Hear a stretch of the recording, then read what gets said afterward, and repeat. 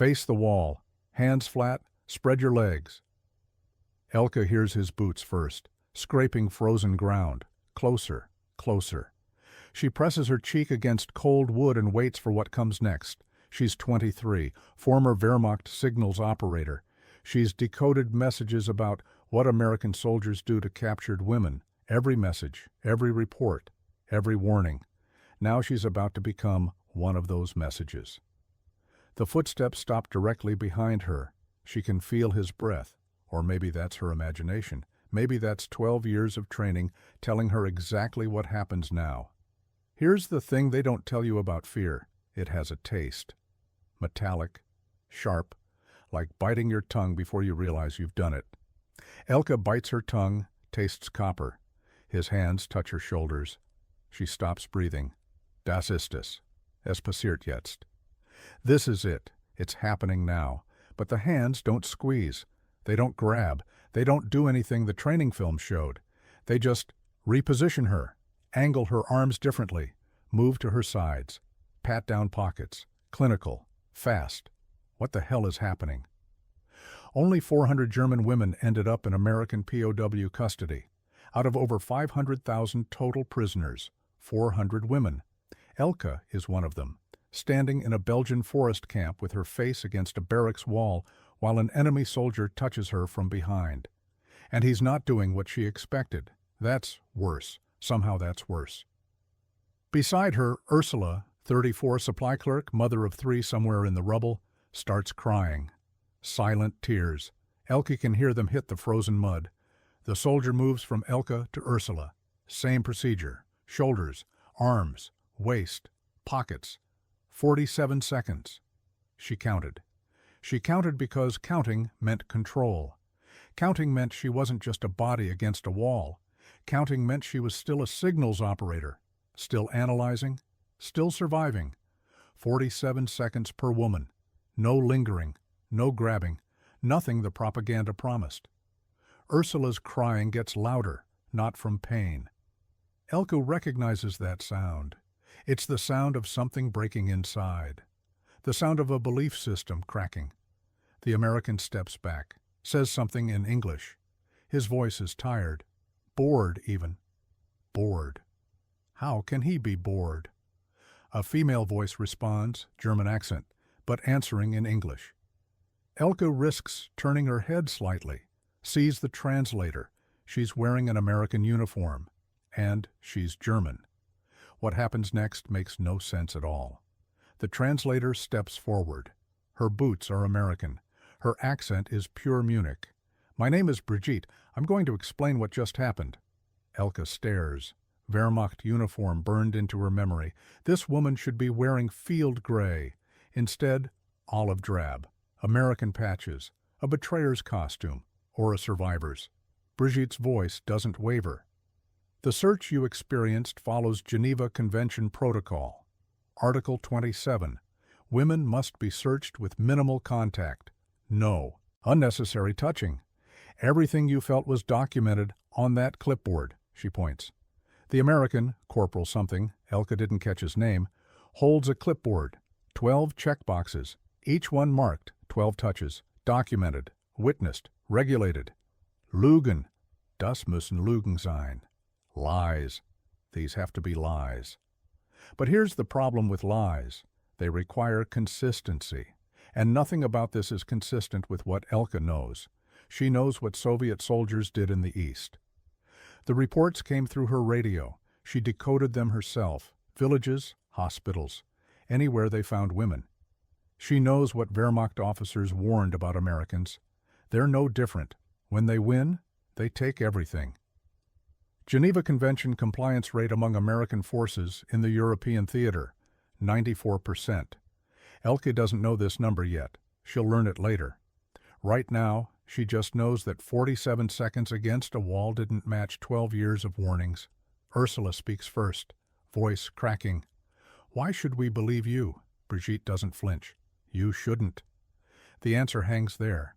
You shouldn't believe me because I say so. You should believe me because of what just happened to your body. You expected violence. What did you get? Silence. Ilse, 19, Youngest in the group, former Luftwaffe auxiliary, whispers, "A search." 47 seconds, Brigitte confirms. "That's the standard. Same for every prisoner. Men get searched by men. Women get searched with a female witness present. That's me." She pulls her sleeve up slightly, just enough to show her wrist. Numbers, not tattooed like concentration camp prisoners, stamped, faded ink, but numbers nonetheless. Sowjetisches Kriegsgefangenenlager, 3 Monate, bevor die Amerikaner mich befreit haben. Soviet POW camp, 3 months, before the Americans liberated me. Ilsa's eyes go wide. She sees the numbers. She doesn't understand them yet. None of them do, but Elke notices something else. Brigitte's hand trembles as she rolls her sleeve back down. Whatever those numbers represent, it still haunts her. Brigitte turns to leave, pauses, looks directly at Elke. "Your barracks are being prepared, food in 20 minutes, and no—" She stops. "Nobody is coming to your room tonight." Ursula can't stop shaking. 34 years old, 3 children, husband dead at Stalingrad. She walked 400 kilometers to surrender to Americans instead of Soviets. 400 kilometers of frozen roads and burned villages and bodies she stopped looking at after the first 100. She did this because everyone said Americans were safer. But safer didn't mean safe. Safer just meant slower, more organized. That's what she believed. Now she's standing in a barracks that smells like pine and diesel, and something else, soap. When did she last smell soap? The bunk has a blanket, wool, gray, clean, clean. Ursula touches it like it might bite her. Sauber. Warum ist es sauber? Clean. Why is it clean? Here's what Wehrmacht training taught. American POW camps are processing centers. They document everything before they use you. The blanket is evidence collection. The soap is decontamination. The search was cataloging. But the search lasted 47 seconds. Ursula counted too, just like Elke. Every woman in that line counted, because counting meant something. Counting meant you were still thinking. 47 seconds, 12 documented touches, 0 outside protocol. She runs the numbers again and again. Signal analysis. Find the pattern. Find the truth. The pattern says, this isn't what they told us. The truth says, we were lied to. Both are terrifying. Across the barracks, Ilsa sits on her bunk. Hasn't touched her blanket, staring at the wall. The same wall they faced during the search. He repositioned my arms, Ilsa says quietly. I thought he was... She stops. But he was just adjusting my position for the protocol. Elke nods. Same. When he touched my shoulders, I thought... She doesn't finish either. They all thought. They all expected. They all waited for the moment the propaganda promised. It never came. And now they're in a room with clean blankets and the smell of soap, and absolutely no idea what happens next. The door opens. Brigitte stands there. Changed clothes, still American uniform, but cleaner now. Behind her, 2 soldiers carry something, food, hot food. Steam rises from metal containers. The smell hits Ursula's stomach like a physical blow. Potatoes, some kind of meat, bread. When did she last eat hot food? Wehrmachtrationen waren kalt, seit 4 Monaten kalt. Wehrmacht rations were cold, 4 months cold. Now the enemy is bringing her hot food. Brigitte sets down the container, looks at the women. Her voice is flat, matter-of-fact. Eat everything. Medical examination in 1 hour. And yes, she pauses, a female doctor. Ilsa corners Brigitte after the food. Those numbers on your wrist. You're not Jewish. I would know. So why do you have them? The question hangs in cold air. Outside, boots crunch on frozen ground. Guards changing shift. Inside, the barracks holds its breath. Brigitte doesn't answer immediately. She looks at Ilsa, 19 years old, Luftwaffe auxiliary, probably joined at 14. Hitler Youth before that. Indoctrinated since she could walk. How many hours? Brigitte asks. Ilsa blinks. What? How many hours of training? Hitler Youth, League of German Girls, Luftwaffe Auxiliary School. How many hours total? Ilse does the math. Maybe 16,000? More?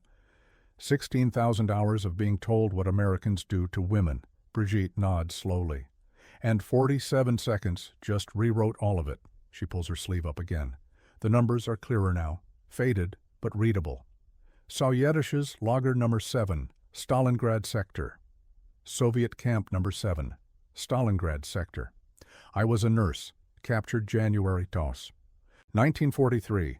Russians didn't have female witness protocols. Russians didn't have 47-second searches. Her voice stays flat, controlled. Russians had 3 soldiers per woman and nobody counting anything. Silence. Ursula looks away. Elke doesn't. 3 months, Brigitte continues. Then American forces took the camp, different army, different rules. First thing they did, she pauses.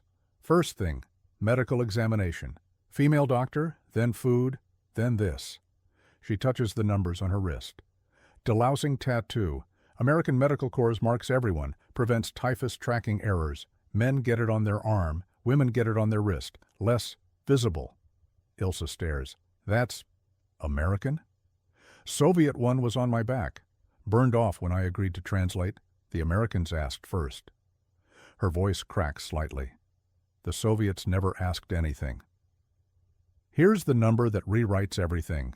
Documented assault rate in Soviet POW camps for women, 35 to 40%.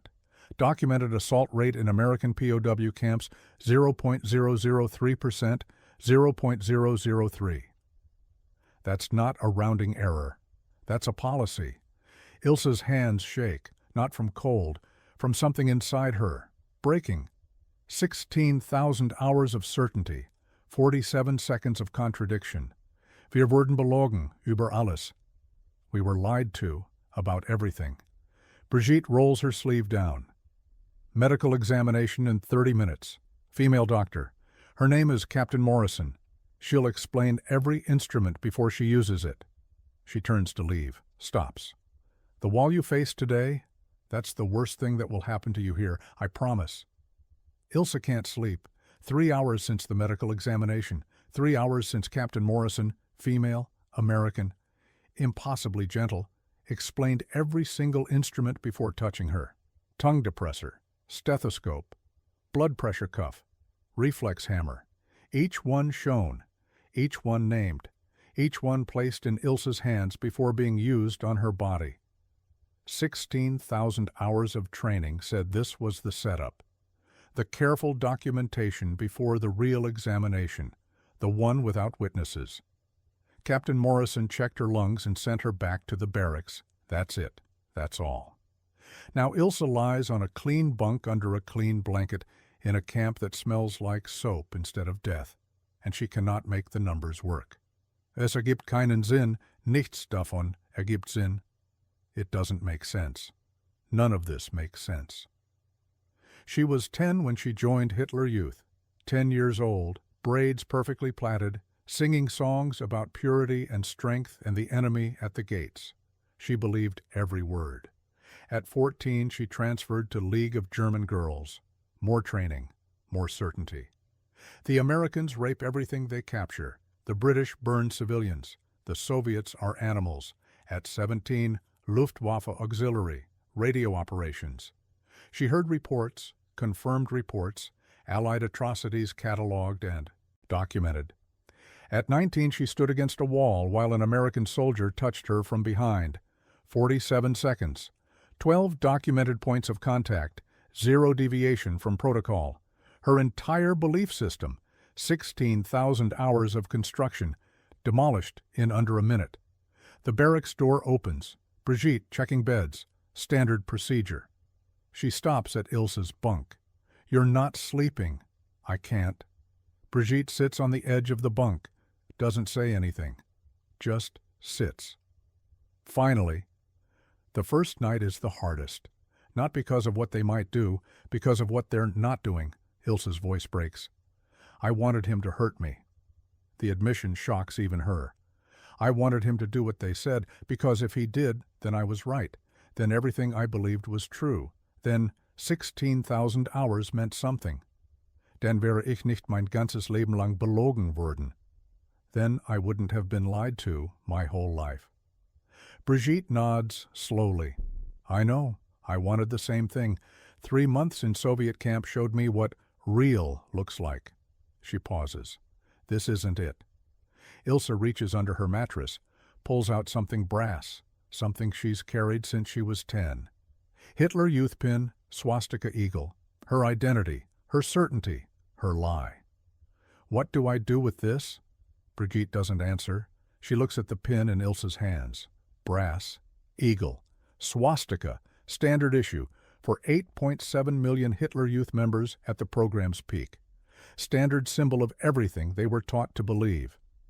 Where did you hide it during the search? My boot, inside the lining. And they didn't find it? No. Brigitte almost smiles. Almost. They knew it was there. Ilse freezes. What? Corporal Harrison, the one who searched you, he told me, felt something in your boot. Metal. Decided it wasn't a weapon. She pauses. Protocol says he could have strip-searched you for concealed items. He chose not to. Hat gewählt. Sie haben die Wahl. He chose. They have choices. That word hits different now. Choices. The Soviets didn't give Brigitte choices. The Wehrmacht didn't give choices to the villages Ilse decoded reports about. But this American soldier, 22 years old, tired, probably wants to go home. He had the authority to humiliate her. He chose not to. Ilse stares at the pin. 8.7 million members. Average age at joining, 10. Average age at disillusionment, unknown. Most never got the chance. They died believing. Ilse is 19, and holding everything she ever believed in a hand that won't stop shaking. I don't know what to do. Brigitte stands, walks to the barracks door, opens it to the frozen night. Then don't do anything. Just let go. The cold air hits Ilse's face. She looks at the pin, looks at the doorway. The camp is quiet. Guards at their posts, visible in the moonlight. American soldiers who searched her and fed her and provided a female doctor and didn't. She walks to the doorway, stands at the threshold, looks down at the frozen mud. Moonlight catches the brass in her palm. Ich habe das getragen, seit ich 10 war. I've carried this since I was 10. She opens her hand. The pin falls. It doesn't make a sound. Too light, too small. 9 years of certainty, and it barely disturbs the frost. Ilse doesn't pick it up, doesn't bury it, doesn't throw it, just watches it lying there. Eagle wings spread, swastika facing up. Brigitte speaks from behind her. How does it feel? Ilse expects relief, expects freedom, expects something dramatic. Instead, nothing. Just cold air and a brass pin on frozen ground and the distant sound of American soldiers laughing at something near the mess hall. It feels like dying, Ilse whispers, but also not. Elke appears behind them, watching, silent. Her turn hasn't come yet. Elke doesn't do feelings. She does numbers, signals operator, 3 years of training. Every message decoded, cataloged, analyzed. Patterns reveal truth. Emotions obscure it.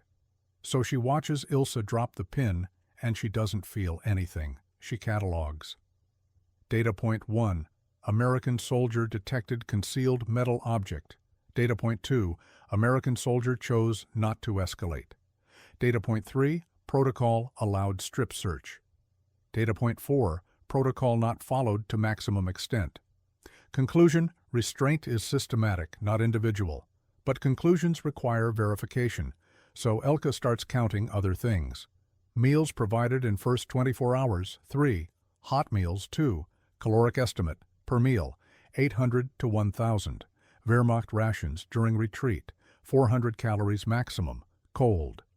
Sie essen mehr als wir. We're eating more than we did. The irony should hurt. It doesn't. Elke just catalogs it. Medical examinations, 1 per prisoner. Female doctor present, yes. Instruments explained before use, yes. Invasive procedures, 0. Documentation, 12 pages per prisoner.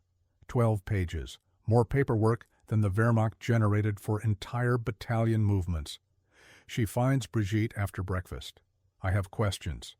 Signals operator, right? Brigitte recognizes the type. You're trying to verify. Someone has to. Brigitte hands her a document. Geneva Convention, 1929. Read Articles 27 through 31, then cross-reference with camp standing orders. You're giving me access to standing orders? I'm giving you truth. You'll either accept it or find reasons to reject it. Your choice. Mine of all. My choice.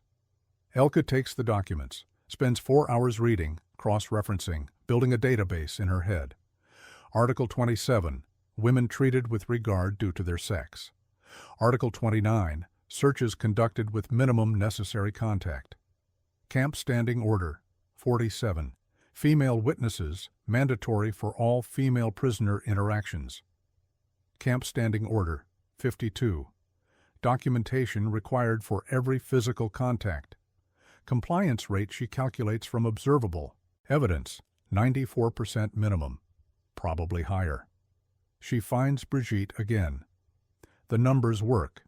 I know. They shouldn't. Nothing in my training said they would. Brigitte shrugs. Your training was designed to make you fight. Dead soldiers don't verify. They just believe. Elko looks at her decoded world. Patterns she trusted for 3 years. Messages she transcribed without question. Warnings about American brutality that she cataloged and filed and never doubted. Every single one. Propaganda. Her training said, analyze to find truth. The truth is, her training was the lie. She walks back to the barracks, passes the spot where Ilse dropped her pin. It's still there. Elke keeps walking. Frankfurt. October 1945, American Processing Center, different building, same procedures. Elke stands in line, not for search this time, for release. 6 months since Belgium. 6 months since the wall. 6 months since 47 seconds rewrote everything. She's thinner now. Everyone is. Food was adequate, 800 calories minimum per day, more than Wehrmacht retreat rations, but adequate isn't abundant. The war took everything from everyone. Ursula stands 3 people ahead, 35 now, birthday in the camp. Americans gave her a cake, actual cake. She cried for an hour. She's going home today. One of her children survived. The other 2, she doesn't talk about the other 2. Ilse is somewhere in the building, processing differently. She volunteered. Ich bleibe, ich helfe. I'm staying, I'm helping. 19 years old. Former Hitler Youth, former true believer. Now she cleans wounds at the camp hospital. German wounds, American wounds, Polish wounds. She doesn't distinguish anymore. The line moves. Elke reaches the desk. American officer, clipboard, same documentation obsession. Name? Elke Steinberg. Occupation before capture. Signals operator, Wehrmacht Communications. The officer looks up. Translator Corps is recruiting. Same skills. Better food. Interested? She thinks about Brigitte. Still here after 2 years. Still translating. Still helping women who arrive terrified and leave confused. What would I translate? Release documentation, medical records, letters home. He pauses. We have 4,000 German POWs still processing. 12 translators, you'd be 13. Die Wahrheit übersetzen, für diejenigen, die sie noch nicht kennen. Translating truth, for those who don't know it yet. How long? 6 months minimum, longer if you want. Elke thinks about her apartment in Hamburg, probably rubble. Her family in Dresden, definitely rubble. Going home means going nowhere. Staying means doing what Brigitte did, standing at the wall, explaining 47 seconds to women who don't believe it yet. I'll stay. The officer makes a note. 12 translators becomes 13. Behind her, another woman reaches the desk, fresh from Belgium camp, terrified eyes, hands shaking. Elke recognizes the look. She wore it 6 months ago. Processing statistics she learned as translator. 78% of German women POWs released within 8 months. 23% volunteered for reconstruction work. Documented belief change rate, 89%. 89% stopped believing the propaganda. 11% couldn't. Elke turns to the new arrival, speaks German, calm voice. My name is Elke. I was captured in January. I'm going to tell you what happens next. The woman's hand stopped shaking slightly. Slightly is enough. December 1945. Belgium. The camp is empty now. Ilse walks through frozen mud, same barracks, same walls, same spot where she stood with her face against cold wood while an American soldier touched her from behind and didn't. She's looking for something. It took her 11 months to come back, 11 months of hospital work, 11 months of cleaning wounds and changing bandages and watching former enemies become patients, and patients become people. 11 months to understand what she needed to do. The brass catches winter sunlight. Still there. Eagle wings spread, swastika facing up. 11 months of frost and rain and nobody picking it up. Ilse kneels, touches it for the first time since she let go. Ich habe das getragen seit ich 10 war. I carried this since I was 10. She doesn't feel 10 anymore. She feels ancient. 20 years old and ancient. The museum opened in November. Frankfurt. Documents of belief, that's what they call it. Artifacts from the ideology, donated by people who stopped believing. 12,000 items in the first year, pins and patches and photographs and letters, each one a small surrender. Catalog number 4047 will be a Hitler Youth pin, found in Belgium. Donated by a former auxiliary who dropped it on frozen ground the night she realized 47 seconds could rewrite 16,000 hours. She puts it in her pocket, stands up, looks at the wall. Same wood, same barracks, same camp, different woman. The curator is 45, former resistance. He doesn't ask where Ilse got the pin. He just writes her note on the catalog card. This is what a wall taught me to let go. Das hat mir eine Wand beigebracht loszulassen. He places the pin in a glass case. Brass eagle, swastika, standard issue for 8.7 million members, one of 8.7 million, now one of 12,000 items in a museum dedicated to showing what belief costs and what releasing it looks like. Ilse walks out. Frankfurt winter, gray sky, American trucks on the streets, German civilians rebuilding, former enemies becoming neighbors. She thinks about Elke translating at the processing center, about Ursula finding her surviving daughter, about Brigitte still explaining 47 seconds to women who don't believe yet. She thinks about the wall, face the wall, hands flat, spread your legs. She heard those words as a death sentence. They were the opposite. 47 seconds against a wall. That's all it took. Not to change a mind, but to crack it open enough for truth to seep through.